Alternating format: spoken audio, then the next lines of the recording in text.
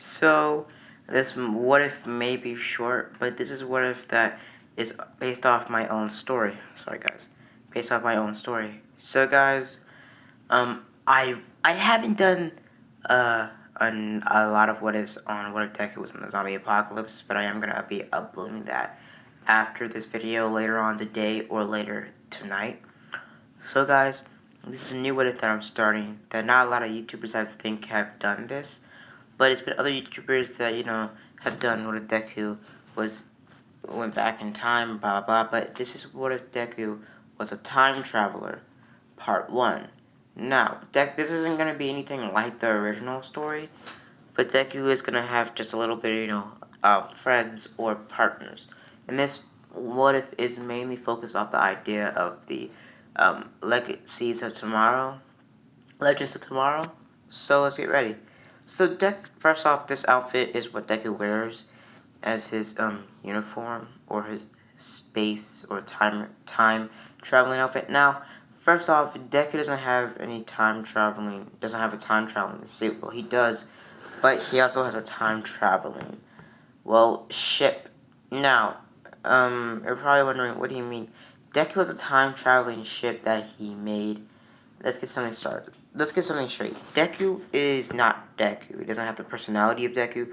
Deku is more chill and basically just has the same personality as pretty much Tony Stark. He's cocky, witty, but also he's very smart and also can, snap back into action when he, has to. So Deku basically has the same personality as Tony Stark. And sometimes Deku does drink and do some, pretty weird stuff. But let's get straight. So Deku was about 10 when he first finds out how to, do engineering and all that jazz. Now, Deku knows how to engineer, and Deku has made a lot of things. He's been able to take apart and rearrange things. Now, guys, I did say this isn't going to be anything like the original story. It sort of is not going to be like the original story, but it is going to have side missions and pretty much, the main story plot to this what if. Now, Deku was about 11 when he first finds out how to, make weapons or items from things, like how Deku made a makeshift flamethrower when he was about 11. And pretty much over the years, Deku got a lot more smarter, became pretty much a prodigy. Deku was put into a more higher school because he got a recommendation, because he was incredibly smart, and Deku did get a recommendation into UA. Deku didn't want to be a hero, but he did want to be a hero, but he also wanted to be a part of the support group. Now, Deku was not born with a quirk. Deku was just, freaking incredibly smart, like so smart that not even somebody with a enhanced smartness quirk could do. Some people even thought Deku actually had a smart quirk, and he just didn't admit it. Now, they did prove that it wasn't a quirk because they did look in his regular medical records, because Deku is quirkless. But he's just, a freaking prodigy. He's just built different. So Deku basically goes to UA. And Deku already has trained his body, because Deku just, assumed that if he doesn't have a quirk, but he's incredibly smart, may just, focus on his body so he can be brains and bronze. Now, Deku has about the same body that he had originally in canon on the first day of UA, after the All Might training. Now, Deku's father is, basically, he does work a government job. Yeah, I always give Deku's father a government job, but, he's not going to be that's why he's not, really in the story. Deku's father's not going to play an important role in the story until, in at least part 4 or maybe 8. But yeah, Deku basically starts being, what did you say? Friendly towards the people at UA. And at this point, Deku has made something very, very cool. Now, guys, basically, the only shipping persons I'm going to be doing is the pink-haired girl from the support item, or anybody in Class 1A or Class 1B. let's get started. So yeah, Deku basically has a project that he's been working on, but he just needs a couple of hands to finish it. Now, Deku has worked on a project, or a pretty much a project that he's been working on since he was 12. Deku has pretty much figured out time travel. Now, Deku's figured out time travel, but he's not told anyone, not even his mother, or he has documented it, but he's kept it a secret. So Deku wants to test out his time traveling, how time travel can help the world in all sorts of ways, and not really telling, Pro Heroes. Eventually, Pro Heroes will figure it out and, ask Deku some questions about it. But for now, Deku keeps it a secret and trying to find some people that he can trust to know the secret. Now, Deku does not know Bakugo because when Deku was born, he went to the same kindergarten as Bakugo, but Deku did, know Bakugo for about 1 year at his kindergarten, but Deku was so smart that he skipped a couple grades passing Bakugo because he was so smart. Now, Deku was basically working out in a other project different from his time traveling gig on a super suit to give him some sort of powers. This super suit was supposed to enhance Deku's physical abilities more than they should. Now Deku's already at physical at the peak physical shape a human being at Deku's age can possibly be. Now, Deku does make a super suit, making him about go up against the lengths of Spider-Man in speed and athleticism and agility. Deku, and also this suit gives Deku pretty much all the physical attributes of Spider-Man. Not, the webbing or the spider sense, but gives Deku his strength, speed, and agility. Deku also Deku also has a built-in laser system in the suit, giving him the ability to shoot small lasers like Iron Man and Iron Man 2 from his wrist. Deku basically keeps his suit under wraps, but he is going to use it for his hero costume. They get ready, and pretty much Zawa explains to the class they're doing quirk assessments. Deku is, seeing everybody, categorizing all of their movements and how their quirks work. Seeing that some people can be very strong, but also be very, trustworthy. Deku has already, put Ida in a possible, pretty much, recommendation. He put Ida down. He already put Denki and Kirishima down because they seem like nice guys, and they seem like they can keep their mouth shut for a long amount of time. He also signs out.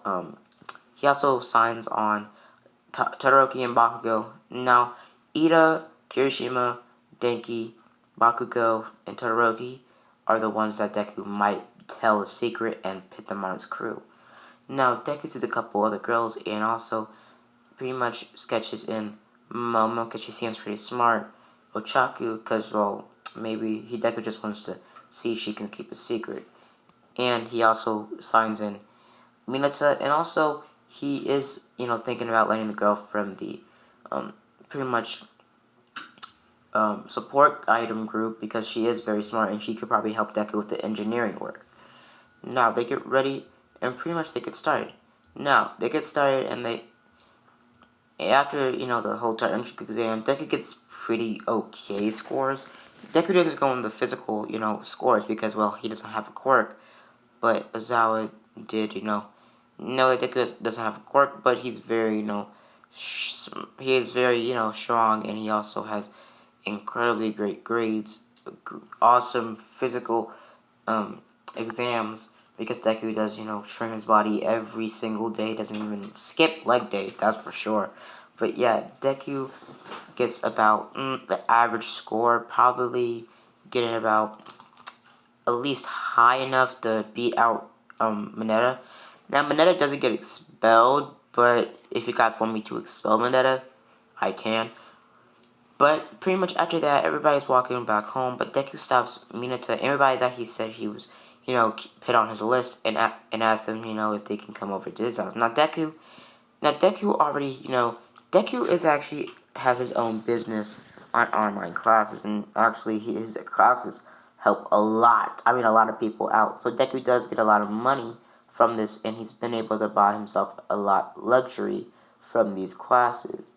Now, Deku has made deals with other promotions, giving him more and more money, giving him about the same money, giving him enough money to get his own house, mansion, and to provide for his mother and his father not to work a single day in their life.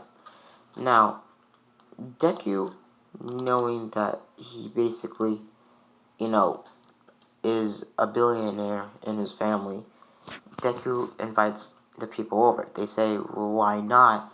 And pretty much we don't have that, long of a curfew. So they go over to Deku's house because Deku has a limo pick them up. And Momo and Ochaka's going like, wow, like this kid's really rich. Now they get to Deku's house, and Deku's house is basically just now Deku's tech mansion basically from the front looks like this. From the inside, let me just show you a slideshow.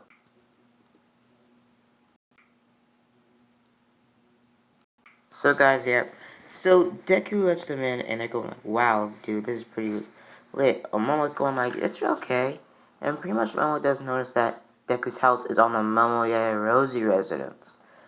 Now Momo says, "So you bought a house in our residence?" Deku says, "Oh yeah, it was pretty cheap." And she says, "But this is the richest house that we have. This is like the second lowest expensive house that we have in our district." Deku says, "Yeah, I know." And pretty much he walks off. They sit down in the living room, pretty much talking to each other, getting to know each other just a little bit. And Deku walks in with pretty much a hologram just thrown it on the table in the living room, showing a hologram of Deku's schematics and pretty much uh, blueprints of basically, the time machine. They say, "What is this?" And Deku says, "A time machine." Everybody starts laughing, and then he goes like, What do you mean time machine, bro?" And Deku pretty much says, "I figured out time travel." Everybody shuts up for a quick second and says, "Shh, prove it." Pretty much Deku grabs all of them and tells them to go down to the basement. And Deku's basement is pretty much just a huge basement. Like, it's huge. It's as big as Deku's house. Pretty much like the same amount of room in his basement that Iron Man has that was shown in Iron Man 1, where all of his cars and his suits were. Now, Deku, they get shown a huge like a huge ship that's being semi-built. Pretty much the pink-haired girl in the support item group, the hero support group, she's saying, "Wow, this is awesome. Like, what type of engineering did you use? What type of metal did you use to put this together?" Pretty much just walking around it, looking at it, saying that this is awesome. Deku says, "Yeah, it's pretty much a spaceship. Well, it's a time ship that I'm reconfiguring to stand pretty much the devastations of time travel." Pretty much saying, "What?" Deku says, "Okay," and pretty much grabs a orb that he put Deku pretty much made an orb that did process enough energy to configure physical energy or mental energy in capabilities of time travel. Pretty much Deku grabs it, grabs everybody else, and like they link arms, and Deku says, "Hold on to your pants," and he presses a button on the orb, sending them all through pretty much, the Jurassic period. Everybody's going like, "What the hell was this? Is this your cork?" Deku says, "I'm corkless." Pretty much they see a dinosaur behind them. They say, press it again, and pretty much grabbing each other, and they get teleported back into the basement. They're going like, "What the hell was that?" Pretty much Deku says, "It's a time machine. What do you expect?" They get started, and pretty much Deku asks them what skills you have, part of a, time machine. "I picked you guys because you have certain skills that I think would be very, configured." Now, Deku doesn't know yet, but it's a group of certain villains that have a time machine as similar as Deku. Now, pretty much they said, "So, what are we supposed to do?" Deku says, Oh, cruise around time machine, cruise around time, see if humanity, is fit for time travel, and see how time really went down, and see what events really happened, and see if legends or folklores are actually real or not. Pretty much, Deku says, "So guys, you ready?" They say, "Yeah, sure, whatever." And pretty much Kirishima says, "Yeah, this is so manly, bro." Pretty much getting ready. So Deku tells them, "Let's get started." Now everybody's working on the ship in certain areas. And Denki and Kirishima are, trying to find some sort of way to, plant the orb in the ship, trying to put it in, maybe the docking area. Now this ship is about the same size as the Legends of the Tomorrow's spaceship.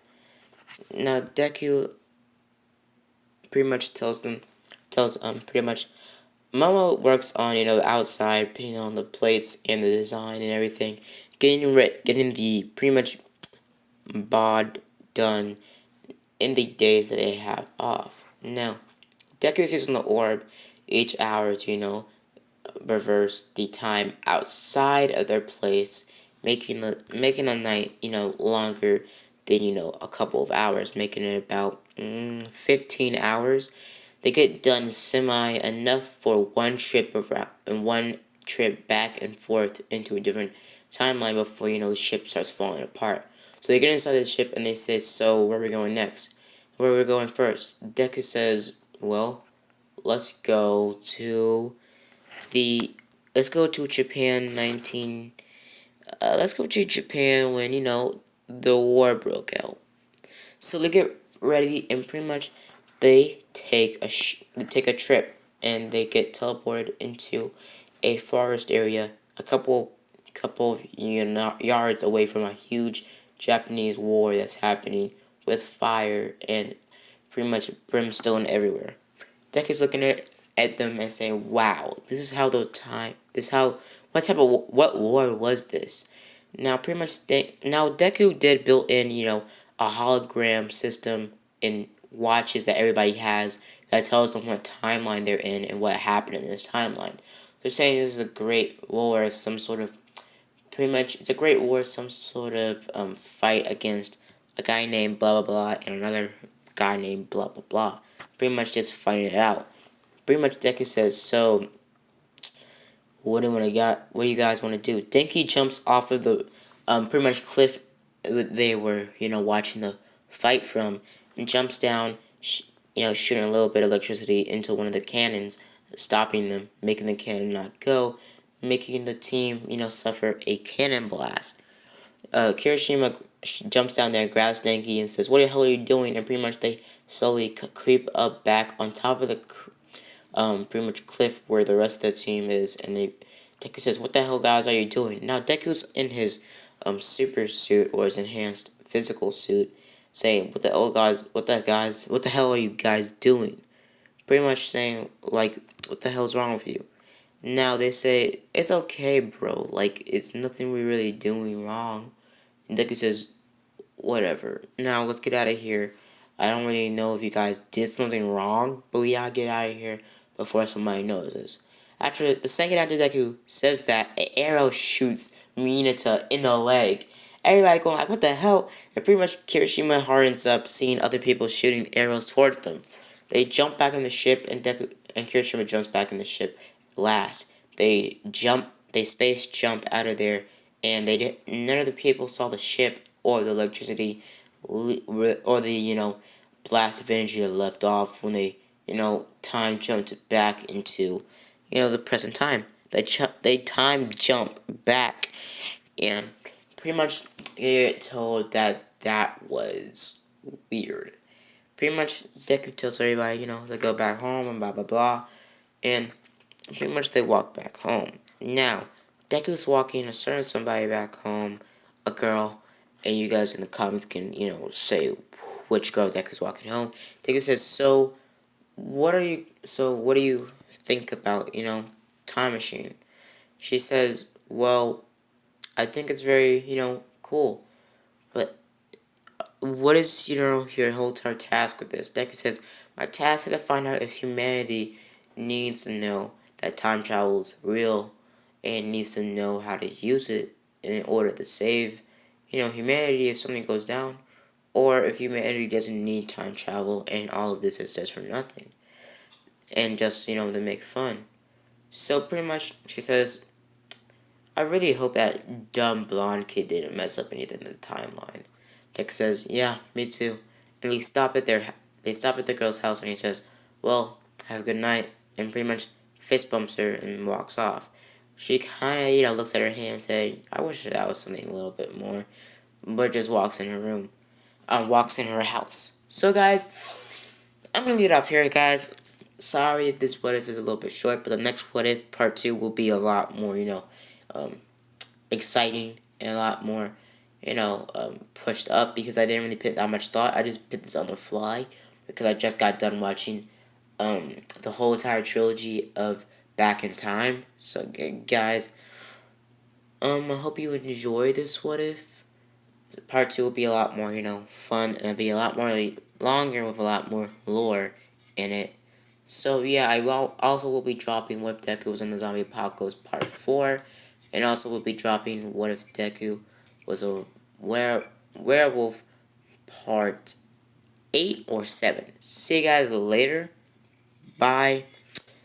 Hope you enjoyed this. I hope you enjoyed my what ifs. Guys, go in the comments. Is my what ifs?